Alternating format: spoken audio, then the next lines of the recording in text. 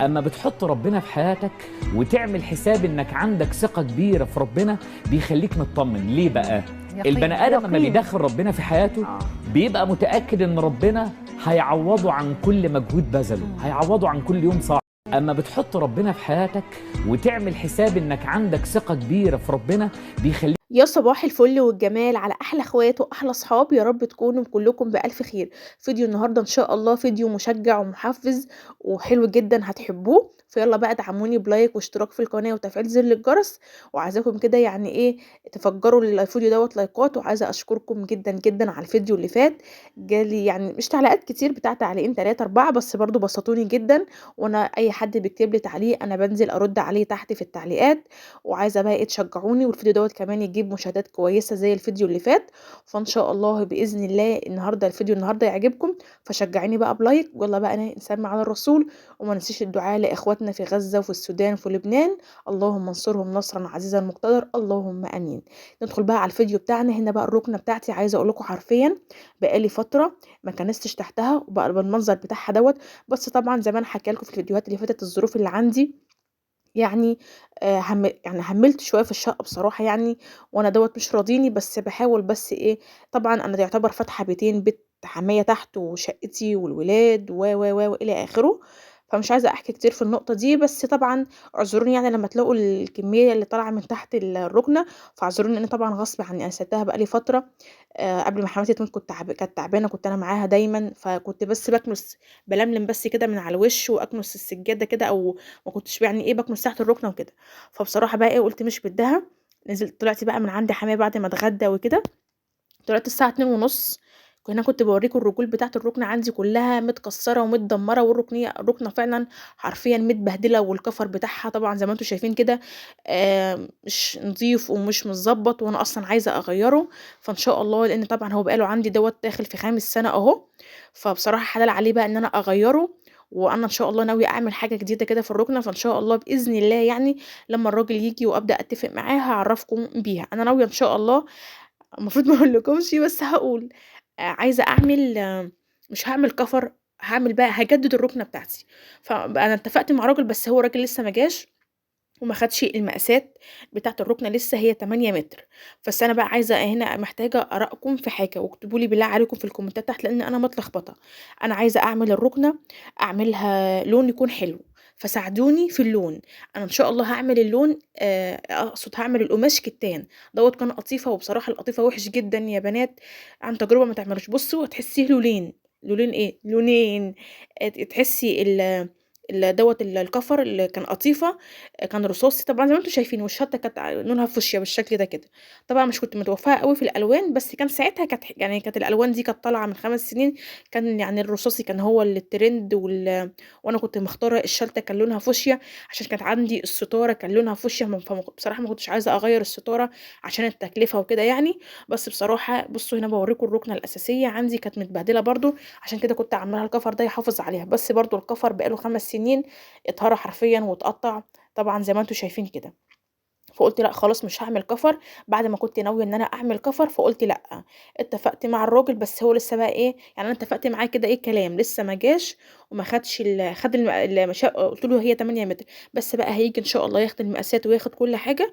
بس اللي أنا عايزاه منكم تساعدوني وتقولوا لي إيه أفضل الألوان اللي هتمشي عندي في لون الحيطان، لإن بصراحة مش هاقول لكم هاعرف أغيّر ألوان الحيطان، لإن طبعًا ده وقته، طبعًا أنتم عارفين مدرسة وأنا مضغوطة الفترة ديّة، فمش هاعرف إن أنا أغيّر ألوان الحيطان. فقولوا لي ألوان تمشي مع الحيط وفي نفس الوقت تستحمل ال الولاد وكده. هنا بقى بُصّوا كانت قلبان، يعني المنظر بصراحة كان بشع.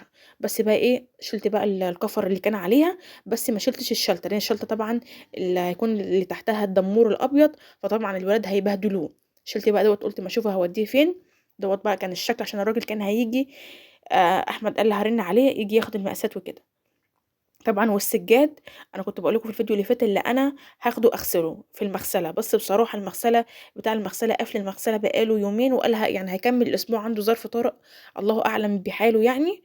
فهاغسلهم بقى معاكم. هنا بقى كنت باوريكم ألوان الحيطان، أو باقول لكم قولوا لي يعني أعمل لون قماش إيه، أعمل لون من الكتان هيكون أفضل لون هيليق عندي على ألوان الحيط، بس في نفس الوقت يكون لون يعني يستحمل الولاد، مش عايزاه يكون لون فاتح أوي، لإن طبعًا عندي الولاد أشقيا جدًا، بيبهدلوا يعني إيه، بيبهدلوا الحاجة بسرعة. فأنا كنت باورّيكم حتى في الفيديو دوّة كل شوية إيه، أركّز لكم، ما لكوش دعوة بالأرضية، لإن الأرض كده، كده هتتدارى يعني وكده. وبرضه إن شاء الله ناوية بإذن الله هاعمل برضه، هاغيّر عندي القعدة العربي دي، هابدأ أغيّرها وأجيب لها برضه cover، أو أجيب لها يعني إيه، تلبيسة جديدة إن شاء الله برضه، هتكون برضه من الكتان وكده.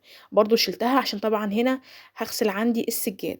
أنا طبعًا الفيديو اللي فات قُلت لكم شِلت السجاد معاكم، وفعلًا جوزي راح ودّاه المغسلة، بس لقي الراجل قافل بقى له يومين وقال هيكمّل الأسبوع.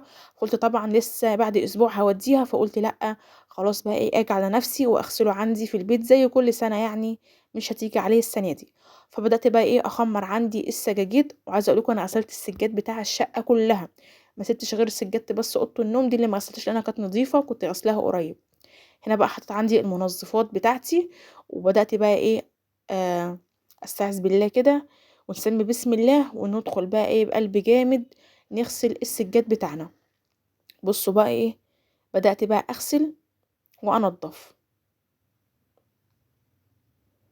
السجاد حرفيًا كان متبهدل عندي، يعني هو وأنا كمان اتأخرت، أنا بابقى أغسل السجاد دوّة من شهر فات، بس بصراحة يعني إيه، الظروف بقى اللي أنا مرّيت بيها، وفاة حماتي، وإن أنا يعني قعدتي كلّها قعدت تحت في بيت حمايا، ما عُدتش باقعد عندي في الشقة، يعني باطلع على الساعة 15:00 أخلّص اللي ورايا، أو الساعة 14:30 على حسب أنا إيه، ما حمايا بيتغدى يعني وكده.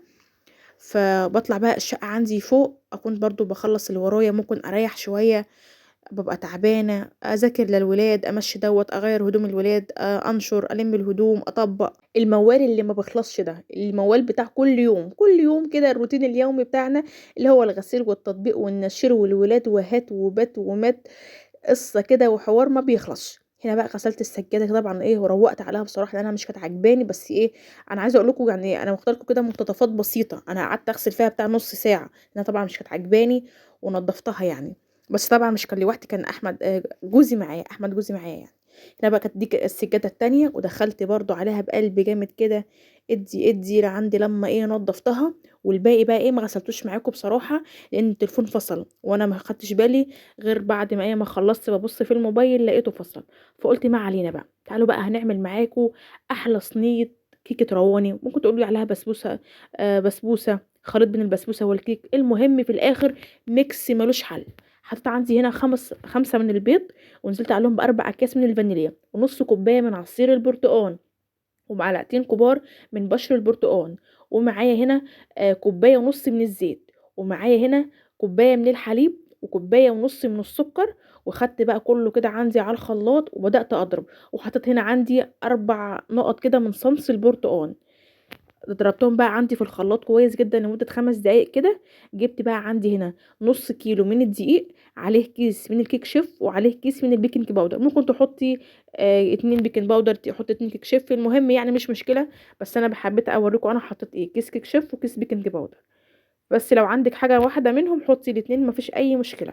هابدأ طبعًا كده أنخل الدقيق عندي مع البيكنج باودر، وهانزل كده عندي بنُص كيلو من دقيق السميد، أو دقيق البسبوسة، أو السمولينا، والّا بيقولوا عليها إيه في الدول العربية، المهم. ونزلت عندي هنا بكوباية من جوز الهند، وابدئي بقى قلّبي كده إيه، عشان كلّه يتجانس مع بعضه، ورشة من الملح صغيرة جدًا. هانزل بقى بالخليط بتاعي، وهابدأ بقى كده إيه، أقلّب الخليط بتاعي. بُصّوا، هي احتاجت معايا كوباية من الحليب كمان، فأنتِ ممكن تضيفي الحليب، الكوباية دي مع يعني هتاخد معاكِ كوبايتين. أنا حطيت كوباية ونُص من الحليب، لا يا ربي، حطيت كوبايتين من الحليب، وخدت كمان كوباية، يبقى 3 أكواب من اللبن يعني، تمام. هابدأ طبعًا أقلّب الخليط بتاعي كده، حسيته بقى طبعًا تقيل، فحطيت طبعًا زي ما قُلت لكم كوباية، يبقى خدت معايا 3 أكواب من الحليب. هارجع أقول لكم المقادير تاني، معايا نُص كيلو من الدقيق، نُص كيلو من دقيق السميد، كوباية من جوز الهند، و2 كيس من البيكنج باودر، دي المكونات الجافة، وذرة من الملح، تمام، تمام.